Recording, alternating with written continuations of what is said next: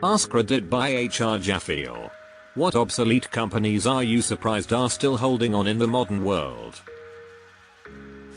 I had some older woman knocking on my door at like 2 PM on a Wednesday trying to come in and give me a demo of a Kirby vacuum cleaner. Also, door-to-door salespeople are apparently still a thing in 2023. I have a nice Kirby from one of those salespeople. Convinced her to try some homemade shine. Her driver supervisor stopped and tried some as well. They both got so buzzed they left the demo model at my house. It's been 4 years and no one has tried to get it back. Quite a few attachments as well. Jenny Craig just bottomed up this week. I'm surprised it lasted this long. Big fat one. Blows my mind that AOL.com is still a thing. 1.5 million people still pay money for. Average $10 per user mayo. I read that Netflix just announced they are going to stop mailing DVDs for rental in the next few months. I thought they stopped doing that a long time ago. Before my grandpa passed away last year, he had an interesting hobby over the last 10 years or so. He would order DVDs from Netflix via their mail service, sometimes multiple at the same time, make copies of them on generic discs he bought at Staples, then send the original DVD back to Netflix. He'd watch the movie from the copied DVD that he made and made a giant archive of them all. He had an Excel spreadsheet of every disc he ever copied, from movies to entire TV series with all the episodes in chronological order. He had been doing this for over a decade before he died. He had dozens of large 3-ring binders with DVDs in plastic sleeves in his home library, so you can imagine the hundreds, possibly thousands, of discs he made up. Basically, if Netflix collapses, my grandparents have almost the entirety of cinematic history as a hard copy in Central Florida. God, I miss my grandpa. There's a secret society among us that is keeping Long John Silver's afloat.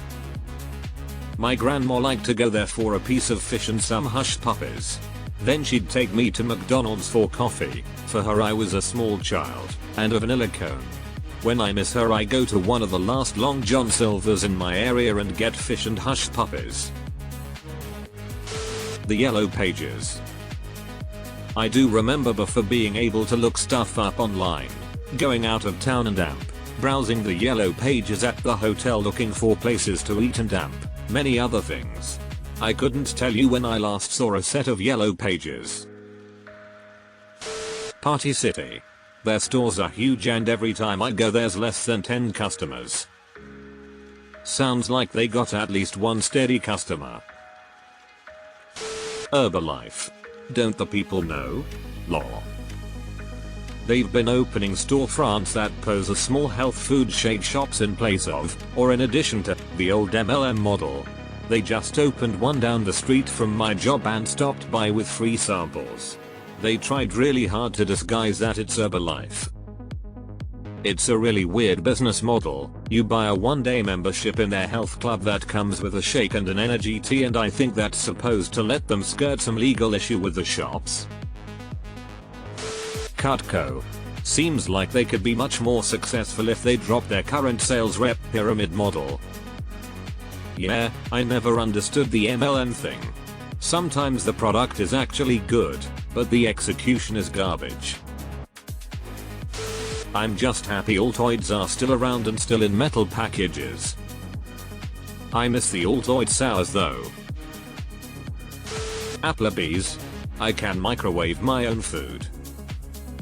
Working in the service industry, I've known many a co-worker that goes to Applebee's because the drinks are cheap and they are open late.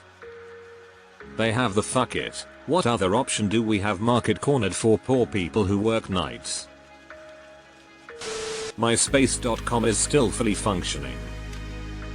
I wish everyone would go back there and we could just pretend like Facebook never happened. We could do cool stuff like show off our pets and share songs. They're gone now, but I was shocked that not overly long ago Columbia House finally closed up. No more 16 CDs for a penny lol. Edit, there's an online version I guess. ceased the old familiar approach in 2015. BMG. I remember them too. Blockbuster. One store left. However, I still have my Blockbuster card, just in case they open up a store in my town. Real Audio. So big in 1995. That brings back bad memories of wait bars and nothing would ever actually play. Precious Moments. I live where they come from and I even worked there once. I had to quit because it was weird, almost to the point of being creepy. QVC or HSN. I know it's the same company now, but I don't know anyone who actually watches or buys things from them. With Amazon and all the other options for shopping, how do these still exist? Elderly lonely people spending what money they have left just for the opportunity to talk with someone. Go visit grandma. She's probably pissing away your inheritance on cheap jewelry and tacky knickknacks. She just wants someone to talk to. South Park did a pretty funny episode about this. Classmates.com. Smith Corona Typewriter Company is still alive and well. Right on. Looks like they've gone bankrupt twice and no longer make typewriters. Now they are focused on label printers. World Book Encyclopedia. Obsolete if they had remained solely print, but certainly a viable business if you go digital and sell subscriptions to schools and businesses who might be afraid Wiki isn't as vetted as World Book. Same goes for Oxford Dictionary, Roget's Thesaurus, etc. Nothing gets in their database that hasn't been thoroughly vetted. I mean, we all know mattress firms are a nationwide front, right? I suspect that mattresses are made for pennies, yet they are sold for thousands. The stores don't really need to sell very many to turn a decent profit. Hudson's Bay Company. Founded in 1670. Gotta love that staying power. BlackBerry. Came here to say this. I remember when they laid off 5,000 jobs. Microcenter. Outlive Circuit City, Radio Shack, and Fry's. They're the last man standing. Their prices match those you can find online, and their employees are old school helpful. They deserve to have survived this long, and I'll be genuinely sad if they disappear. There's a Microcenter in Boston that is packed every time I go in. Helpful that it's next to a Trader Joe's too. Eastman Kodak. In 1996 the king of photography had to stroke 3 market share on film and photographic supplies and $16 billion in sales, equivalent to $30.78 billion today. Kodak was blindsided by the digital revolution that swept over the world of photography and they became an afterthought. Kodak's 2021 sales were only $1.15 billion and I'm surprised they were that high. Kodak was always a chemical company. It's just that photography used to use lots of chemicals. The processing plants in Rochester still make specialty chemicals that only Kodak and maybe 1 or 2 other places can make. No one will see this as it'll get buried. But Chuck E. Cheese. How did they survive the pandemic? They were even on DoorDash during that time too. Who in their right mind would say, you know, I'm really wanting some cardboard pizza? They operated as a ghost kitchen. They were displaying a different name, I think Pasquale's Pizza or something, on DoorDash, so that was how they got business. People didn't know it was Chuck E. Cheese. Staples Office Max Office Depot.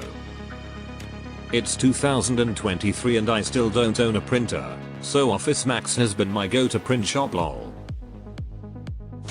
King of Queens has an active Twitter, https://t-twitter/status/1649547196293621777?? /TJKTQNI6IONX4-HIG8G closed bracket.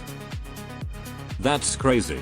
but it must make enough off of syndication to justify a social media manager to keep it somewhat relevant. Office Depot.